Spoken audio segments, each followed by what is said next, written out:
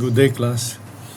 Ang i-discuss ko ngayon is a gas sensor, specifically an LPG or a liquefied petroleum gas sensing circuit. Gamit ang ating Arduino development board.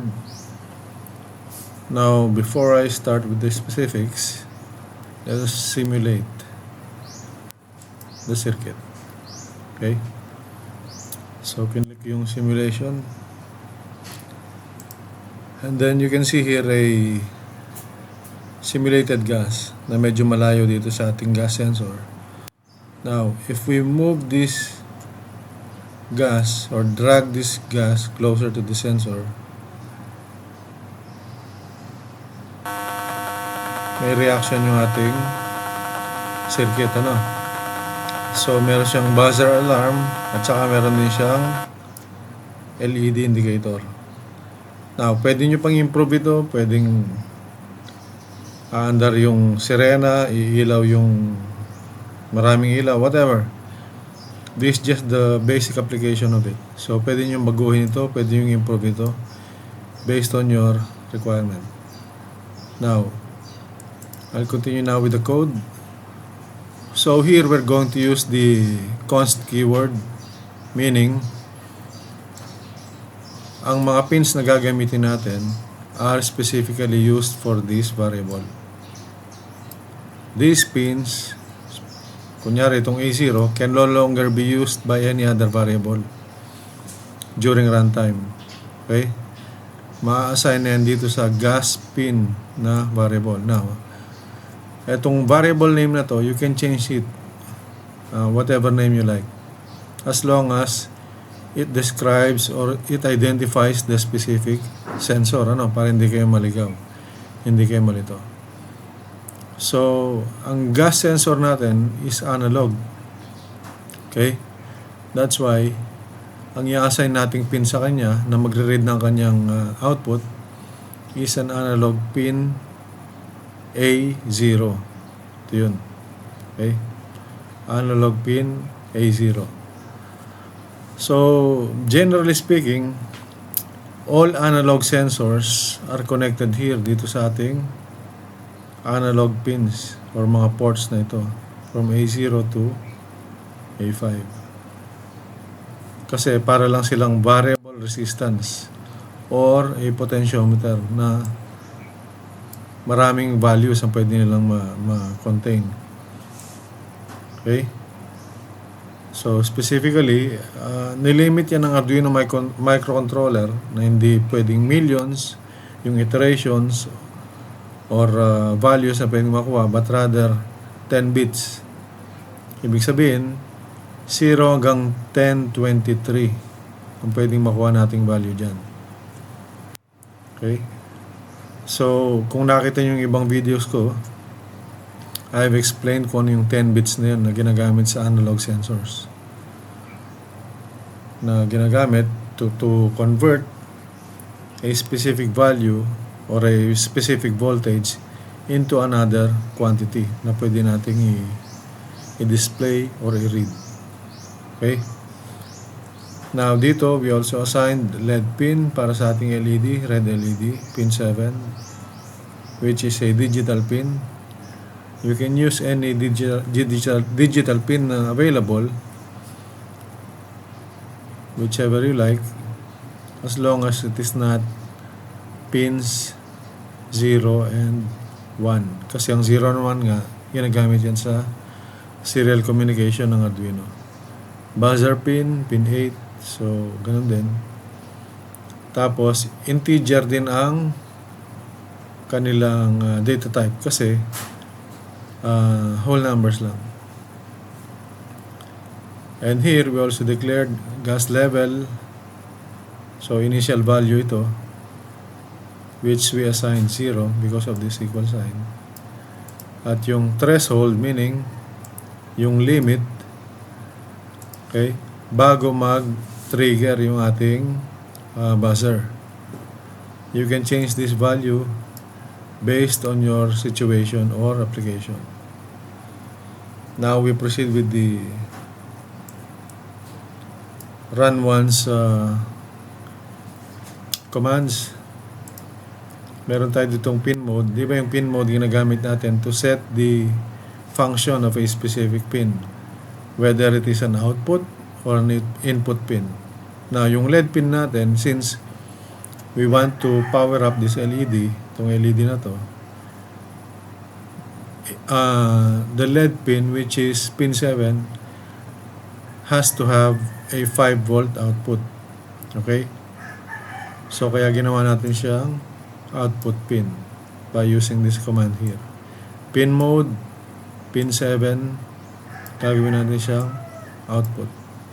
So, remember, case sensitive itong mga properties na to, or itong parameters na to rather. So, pin mode, buzzer pin, output din. And then, we'll be using a serial monitor. That's why we use this command here. Serial.begin at 9600 baud rate or 9600 BPS, bits per second na data rate natin. And then we have here our void loop which runs indefinitely as long as itong Arduino natin ay mayroong power. Okay? So kanina we have declared gas level. Ito yun. Container yan, variable. Initially 0 siya. Pero pagdating dito sa void loop natin, from 0 magiging na siyang kung anong na-read nitong analog read the command. So, analog read gas pin. Ano yung na-connect doon sa gas pin? Gas pin is A0 or analog 0. Doon nakakonect itong ating gas sensor. Okay? So, whatever is being read here, malilipat dito sa container na ito. Di ba? Pag nagbabasa yung compiler, it reads from right to left, top to bottom. Ganun ang pagbasa ng compiler. So, analog read, gas pin, kung anong nakuha niyang value dito, ilalagay niya sa container na gas level. Okay? And then, para makita natin kung ano yung lumalabas doon sa ating, napaprocess ng ating microcontroller, kailangan nating i-view dito sa ating serial monitor. Kasi wala man tayong ginagamit dito na LCD or liquid crystal display. So, it's better to use a serial monitor. So, nakikita nyo dito, gas level daw is 487, 487, naka-fix. Pero ang threshold natin is 600. So, itong 487 is masyadong below pa or lower than our threshold. Kaya hindi natin trigger itong ating buzzer tsaka itong ating LED. Ngayon, paano nangyari itong serial.print na ito? Serial.print, maglalagay ka dito ng characters or string. As long as yung nilagay mo dyan, dito sa loob ng parentheses na to, ay merong double quotation mark, open and closing quotation marks. Lahat ng nandiyan sa loob ng quotation marks na yan are all treated as strings. Pag sinabing strings, walang computational value yan. Okay? Letra lang. Binabasa lang. And then after that, serial.println. Println, ibig sabihin along the line ng printing niya. Kasi pag nilagay mo dito is print pa rin. So, tingnan natin kung ibaguhin natin yan. Stop simulation. Then, simulate. Tingnan yung nangyari. Magulo, di ba? Ayun o. So, dapat println yung gagamitin natin dito.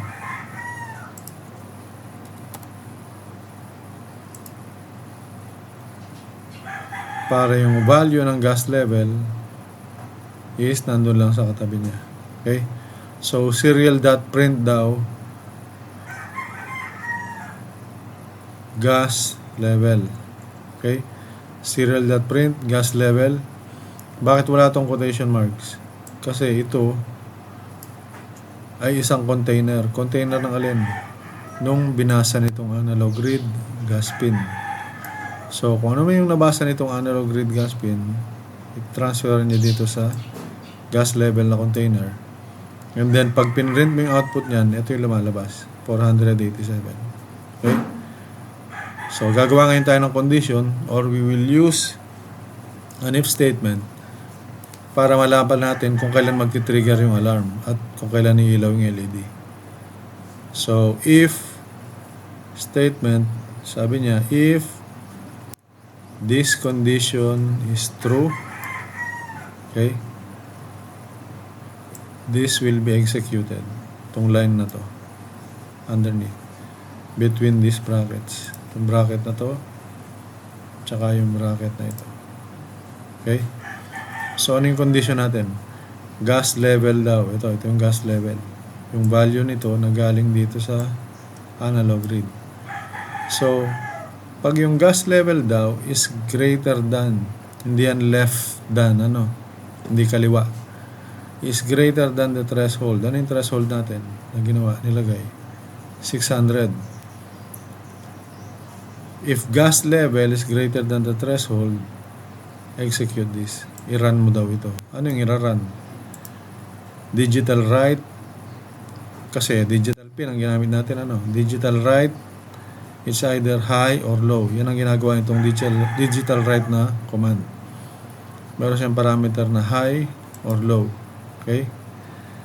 Now, pag sinabing high, lalagyan niya ng 5 volts itong LED pin. Or mag-output ng 5 volts yung LED pin. Kasi nga, ang LED pin mo is configured as output. Ito yun. Okay? Based on the pin mode na command. And then, patutunugin natin yung buzzer using the tone command. Tone buzzer pin at 100 Hz. Okay? So, itong 100, pwede mong palitan yan kung anong tunog na gusto mo mangyari dyan. High pitch ba or low pitch? Habang tumataas itong value na to, nagiging matinis yung value. I mean yung tunog. Okay? So, pakinggan nga natin kung talagang matinis yun. Click yung sensor. Yan, mababa yan kasi 100 Hz lang. Palitan natin ng 1 kHz. And then, have a listen kung anong nangyari dito. Diba? Matinis siya. So, it's up to you kung anong gagawin nyo dyan. And then, dito naman sa if statement block, meron siyang kadugtong na else. Magkasama yan itong if tsaka itong else, magkasama yan. Ibig sabihin, they're functioning as one for this sensor, itong gas sensor natin. Now, itong else, ma-execute lang ito if the condition of the if statement is false. Pag nag-false ito, ibig sabihin, anong susunod mong gawin? Else, anong gagawin mo? Ito yung ibig sabihin ng else na command. Else, ano daw gagawin niya? Digital write LED pin low. I-off niya yung LED natin. Itong LED na to. And then, i-off niya rin yung ating buzzer. No tone ang ginamit na command. No tone, buzzer pin. Yun lang ginawa niya. So, try nga natin ulit. Simulate. So, ngayon, meron tayong 487. Lapit natin konti. Let's see what happens. Diba? Lumalaki yung detected value dito sa ating analog read gas pin. Pero hindi pa siya tumutunog kasi ang threshold natin is 600.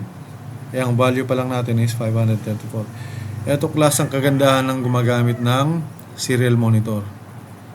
Para kung halimbawa nasa testing phase pa lang kayo, hindi nyo pa i-deploy, hindi nyo kailangan bumili ng kung ano output devices or transducers para malaman nyo kung gumagana o hindi itong inyong code at ang inyong hardware. So, kahit wala akong buzzer dyan at nakikita kong gumagana ito dito, okay, that means this setup, okay, this connection will work. Okay? Try natin ilapit. Yun na, tumunog na siya. Kasi we are now more than the threshold of 600. 700 plus na yun. Kaya tumunog na siya. Okay? So, yung connections nito, this should be easy kasi electronic students naman kayo. Alam nyo naman kung ano yung mga polarities, itong mga kinokonect natin, at yung mga values and color codes ng mga resistors. So, this has to be easy for you, ano? And by the way, dito meron din tayong pull down resistor. Ito, lagi tayong nagpo-pull down resistor para walang false triggering.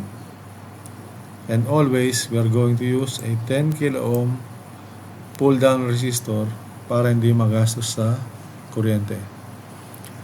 Okay? So, I hope this video will help you. Makakatulong to sa inyo. And stay tuned ulit para sa ating mga discussions regarding our subject. See you soon and God bless you.